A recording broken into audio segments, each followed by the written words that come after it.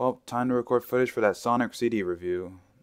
Hopefully I can still buy that HD remaster on Steam.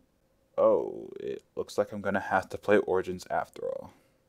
Yeah, after I posted the Sonic 1 review, I immediately realized the only version of Sonic CD that's similar to the 2011 remaster that Sega delisted is the mobile version of said remaster in Sonic Origins.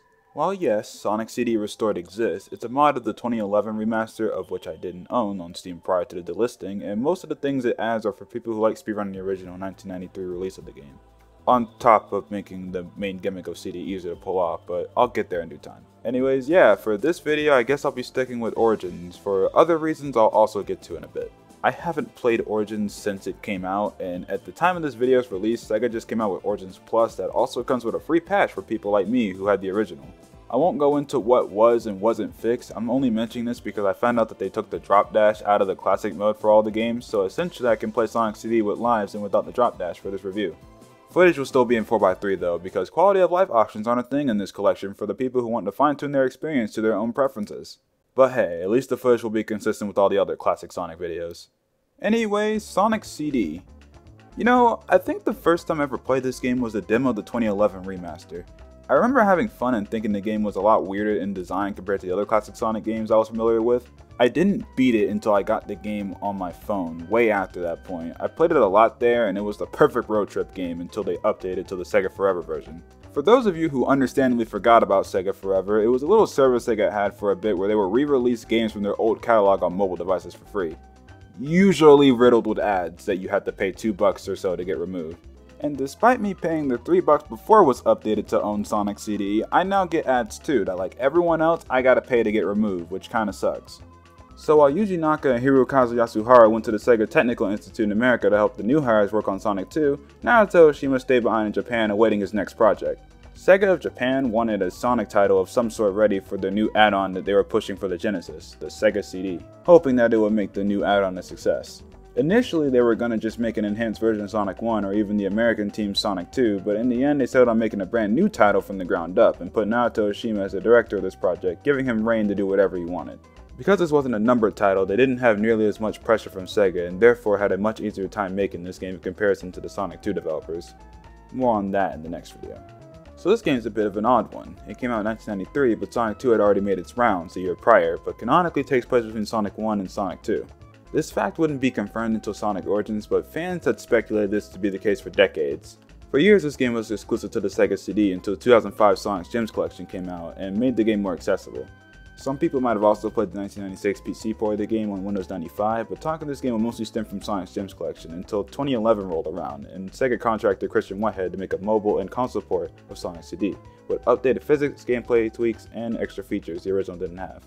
At one point, from what I can gather, Sonic CD used to have this exotic luster around it due to it at one point being a game barely anyone played. A mysterious, lost, weird 2D Sonic game. I mean, it's not like that anymore nowadays, so opinions do vary. But what do I think of Sonic CD? Well, let's start with its plot. Sonic CD opens up with a cutscene showing Sonic booking it through a forest. After running for a bit, he notices a mysterious planet chained to a mountain in the shape of the Doctor's face. Obviously thinking the Doctor's up to no good, he promptly runs on the chain to the planet to find out what the Doctor's up to and stop him. From here the game immediately starts, but as I stated in the last video, the content in game won't paint the full picture, so it's time to consult the Japanese manual again. The mysterious planet mentioned earlier is actually called Little Planet and shows up every year for 1 month over Never Lake.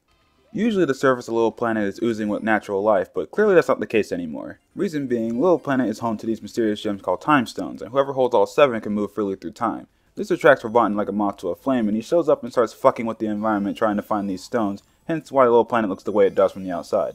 Time travel is the theme of Sonic CD. It's even baked into the environment, as the surface of Little Planet can also move freely through time. Little Planet as a concept is cool as hell, and I wish it would return in future Sonic games and actually be a place you go to, unlike in Sonic 4 where it's just floating in the background and is barely involved in the plot, but I'm jumping way ahead here. Another thing that complicates the adventure for Sonic is that he won't just be fighting Robotnik in this game, as Robotnik has an ace up his sleeve. Metal Sonic.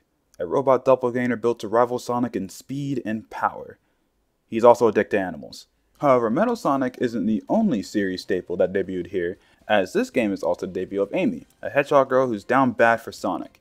She doesn't do much in this game besides hug you in the first 2 acts of Palm Tree Panic, and in the first act of Collision Chaos she gets kidnapped by Metal Sonic, so you don't see her for most of the game. Not really much to go over here with their character. Yet.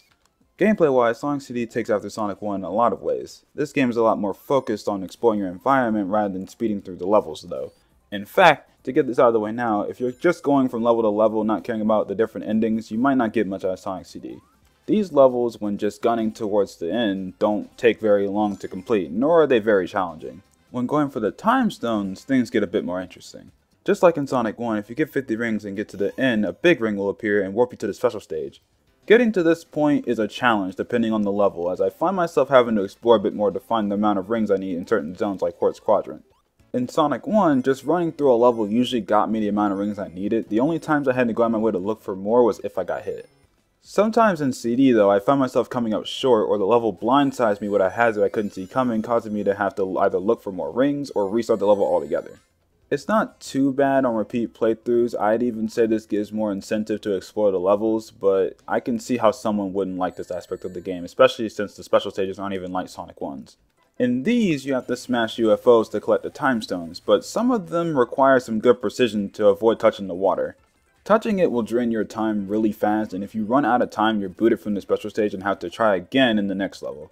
Not helping with this is the blue UFOs, which give you a speed shoe and cause the Sonic to run instead of jog.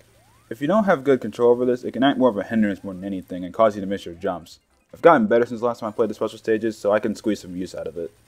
If doing all that leaves you feeling empty with your playthrough, then you can go for the other way of getting the good ending. I'm guessing due to Little Planet itself shifting back and forth through time naturally, Robotnik took advantage of this by placing these generators during when Little Planet is in the past, causing the future of that zone to be all polluted and mechanical. You can go back to the past or forward to the future through time travel via these past and future signposts. By spinning the corresponding post, Sonic is able to time travel by running fast without interruption. If successful, the screen will flash for a few seconds and then boom, you've traveled through time.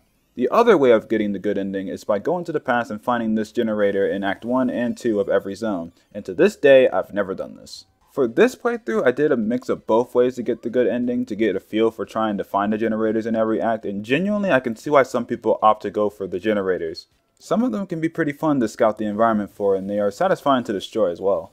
However, the sticking point for me is that the process of getting to the past can be annoying sometimes, as any time you attempt to time travel, if at the very last moment you're about to pull it off and you hit a wall or something kills your speed, you not only fail the attempt, but you lose the sign entirely and have to find a new one. Some of these levels can be a pain in the ass to time travel in, and on top of that, there's only a finite number of signs in every level, causing you to have to restart if you screw up too many times. This is the reason why I don't bother trying to play the original version of the game, because the physics in that version are bugged and you get caught on things way easier.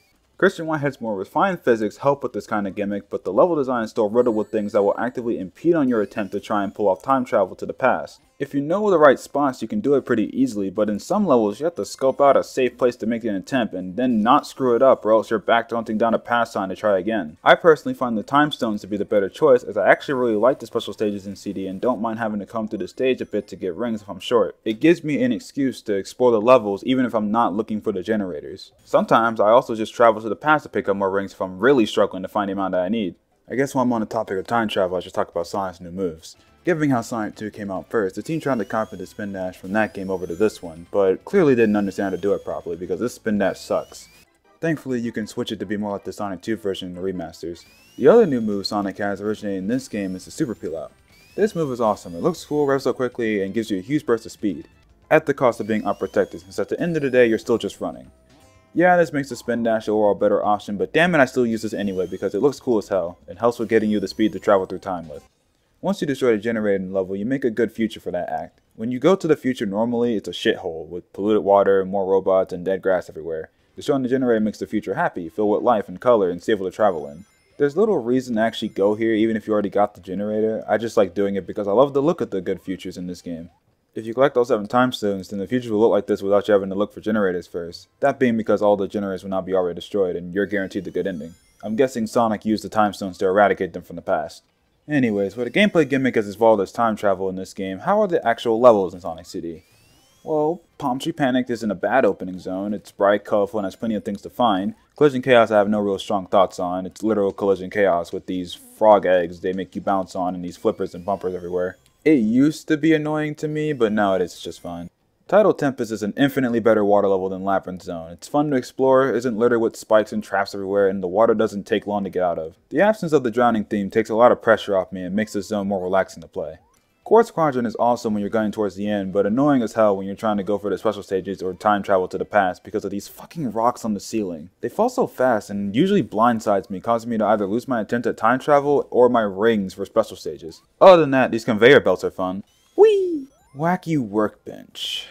The only zone I don't care for at all. I don't like the bouncing gimmick, it's a pain in the ass to traverse here, let alone time travel, so I don't even bother. These electric things don't help either. Stardust Speedway is iconic and fun. I kinda like the really fast maze here and the flipping between layers of the zone. The sprite work is top notch too. Sonic CD overall is a very good looking game with all its visual effects and background art and colors.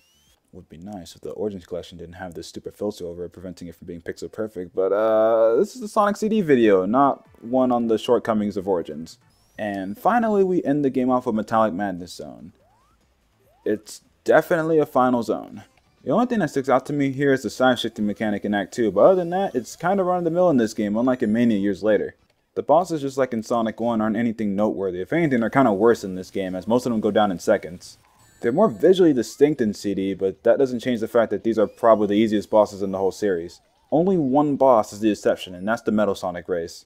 Ah yes, the set piece that most people remember in this game. The fight against Metal Sonic is a race in Stardust Speedway to see who can reach this door first, while Robotnik chases close behind with an instant kill laser. If you don't know what you're doing, it can be easy to slip up and die, but this boss is fun, and Metal even throw on some shields that make you take damage, causing him to overtake you in the race, adding even more challenge on top of this boss fight. This Overdrive move he has always hits me at least once, but in the end he always takes the sweet defeat that is this door.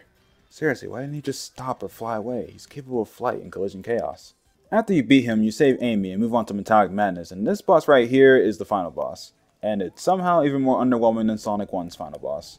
But at least with that one, it was a degree of challenge to it. Here, it's not even because they give you rings, it's because this boss has very simple patterns you can see and avoid, and if you don't care, you can just damage boost it and clear it that way. It doesn't have any hard patterns to avoid that makes this a bad idea, so just have at it. After you beat the Doctor, his fortress explodes and Sonic carries Amy off of Little Planet. Drops her off and just dips. Little Planet is now free thanks to Sonic keeping the time stones out of Robotnik's hands, and the planet disappears, leaving Sonic to continue on to his next adventure. This ending is fine, but I always like the bad ending better. Robotnik is escaping with one of the time stones, and Sonic chucks this rock at his Eggmobile and trashes it. Although in that ending, Robotnik uses the time stone he had to bring Little Planet back, still polluted by his machines. The good ending screen is once again more flowers, but before this screen, it does actually show Little Planet being free, so it's fine.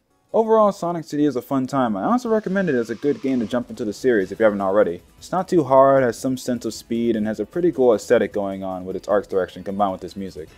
I had to save time specifically to gush about the music because my god, this game has an amazing OST.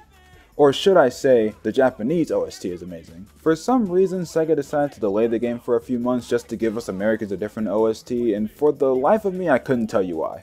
The American OST is fine, but the Japanese OST blows it out of the water. The remaster allows you to pick between both so you can listen to them yourself and pick the one that you like more. There's also 3 vocal themes in this game too, Sonic Boom, You Can Do Anything, and Cosmic Eternity. All 3 of these songs are really good. I recommend you give them a listen or play the game and hear them in the opening and ending cutscenes. Which by the way, were animated by Toei Animation, the people responsible for One Piece. And Dragon Ball, I guess. With all that out of the way guys, I'll see you all in the next video with Sonic 2, the sequel that took the world by storm. Hope you all have a great day, and peace.